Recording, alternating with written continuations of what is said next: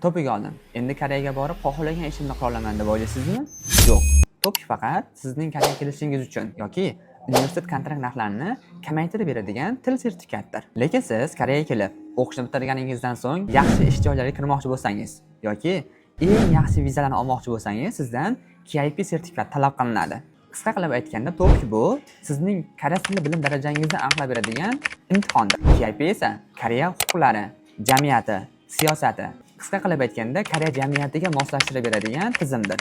Eng muhim tomonlardan biri KIP sizga viza olishingizda juda ham katta rol o'ynaydi. Agar sizda Topik 3 bo'lsa, KIP 4, Topik 4 yoki undan yuqori bo'lsa, KIP 5 bosqichlarini imtihonlarsiz o'qish imkoniyati bor. Sizda hech qanday Topik sertifikati yo'q. Bunda ham xavotir olmang. Siz KIP dasturini Topiklarsiz ham o'qish imkoniyatingiz bor. Qiziqmi?